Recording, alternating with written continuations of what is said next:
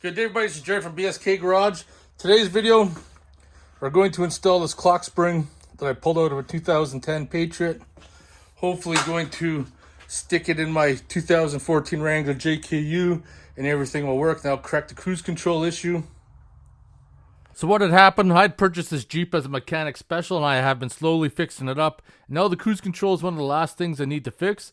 So if you're interested, check out my playlist for tons more DIY JK videos, and please like and subscribe. So inside the Jeep, I tore off the cover to the steering wheel. You can see it down there. It's just held in place by 3 bolts tied into my wiring schematic, and I tied into signal 1 and signal 2, which is right here. Signal 2 is orange and violet. Signal 1 is violet and orange, which are these two that I tied into right there. The one in the middle is the ground. So before I tear apart the steering wheel, disconnect the battery, I can actually test this circuit with my multimeter going off of ground and measuring to see if the voltage is close to 5 volts. So turn the ignition on. Right, I'm gonna touch a good known ground and touch that one right there. 4.99 volts. And the other one is 4.99 volts as well. So I know I got power coming up there. So I know we got power going to the switch. So now we want to look at the signal return, which is the V937. And I want to look for high resistance. So I tied into that. Got my scope down there. We're going to measure resistance. So I'm going to go off the ground off the Jeep. Touch up here the wiring. And I don't have high resistance at all. So now for this part here, you need to disconnect the battery to remove the airbag. I got a Genesis dual battery setup. So to remove my negative terminal is a little different. I got to remove 2 ground wires going to the battery post, and then remove the main clamp that goes on the dual or the secondary battery there. Remove all those, and then once the power is confirmed off, I can go ahead and remove the airbag. On each side of the steering wheel, there's 2 10mm bolts that you need to remove in order to pull the airbag out. And once you got all the bolts out, you want to very carefully lift the airbag out. And on the Jeep JK, there's 3 wires that are onto the airbag. You want to disconnect those very carefully. They're just held in place by little small clips. Get them out of the way. And then that little block one there is for the horn, the little 2-wire one. And you just have to kind of give it a little tug. There we go. Now on the steering column, there's that white plug there. We need to test for power there, so we need to reconnect it. So the first one we're testing is a white yellow, and that's going to be a ground. I've not tested the other source of that ground, but we're just going to test the ground to the clock spring. I just grabbed a different multimeter because this one here is better.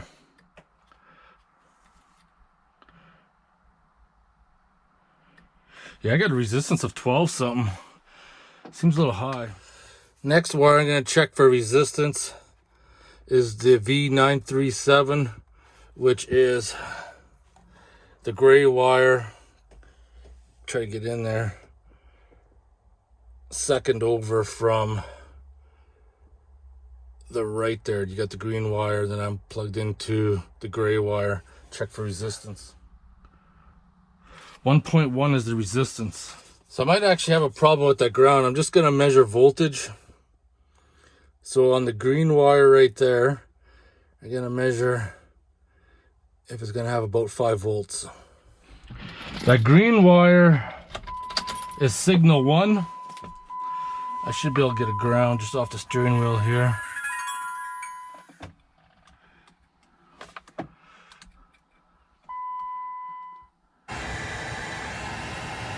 Weird, I'm not getting any voltage.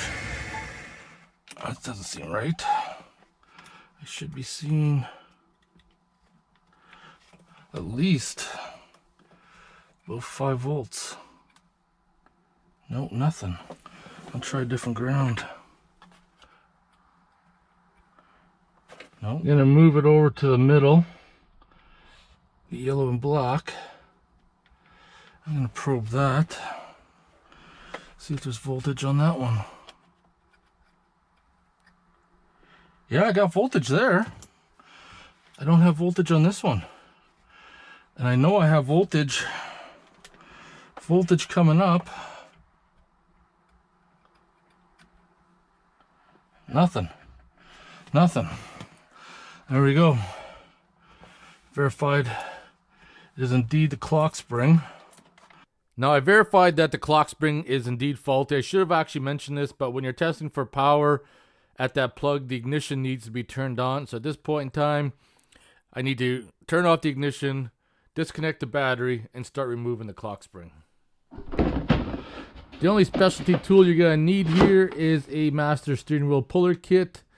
So just remove the steering wheel bolt. It's a 13 millimeter. Grab your tool, one with the two little hooks, feed it in, and then pry it off.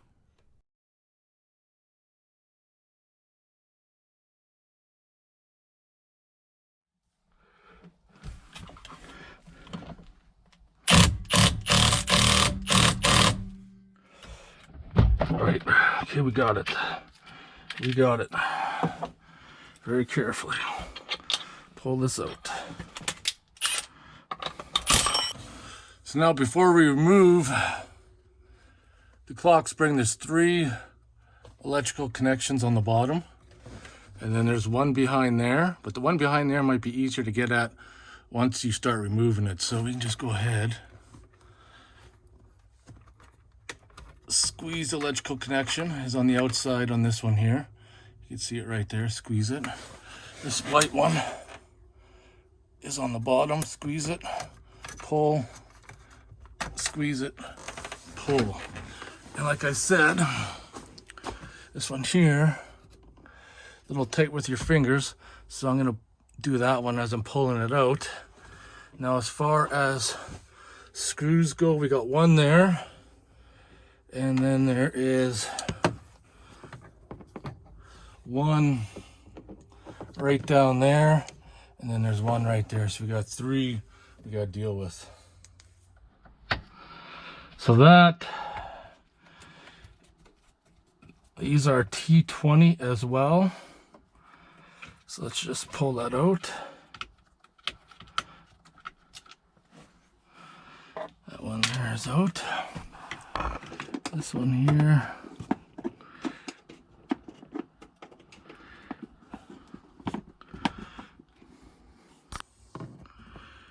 This is another shot in case you want to see. I think I got something that'll work. I got this little thumb screw attachment. Right, and then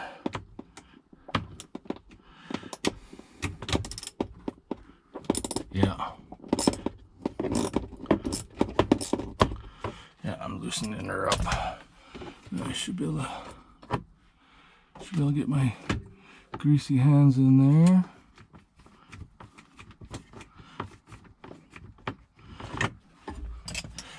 And then now they got somewhat loose.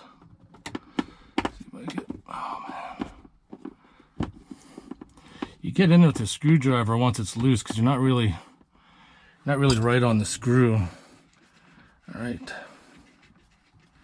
let's pull this out. Perfect. All right, that's what happens here. Is there another one holding it on? It feels like there's something else. So you may find that it might be hung up a little bit on that corner. So I just pulled it out enough. Squeeze that tab. This one's out. Pull that out. Screw is out. Now the switch itself is going to slide out enough and then pull that electrical out just as that. Do the same on this one here. Pull and just slide straight out. Basically straight out as such. There's a little tab right there. Squeeze, pull. So in case you're wondering why I'm swapping out the headlight switch, out of the Patriot where I got the donor clock spring, it did not have automatic headlights, and my Jeep does. So I'm taking the headlight switch control, but the wiper control was the exact same, so I'm just leaving it. The way I look at it, I got a 50-50 chance this will work, so alright.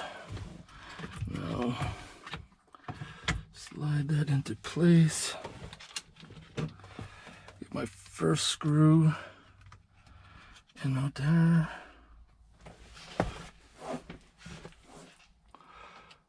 Perfect.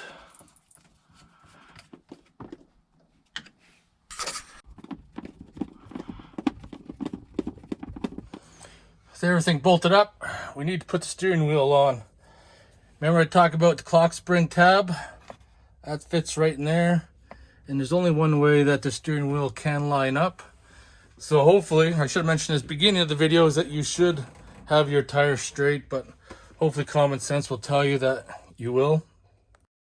If you don't have that tab in the right spot, you'll probably end up wrecking your clock spring and be starting over from scratch. Use blue Loctite, put it on. At this point in the game, reconnect all your electrical. Make sure everything's connected, reconnect the battery, and now it'll be the moment of truth.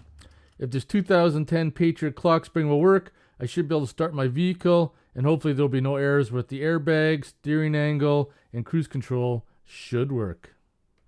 All right.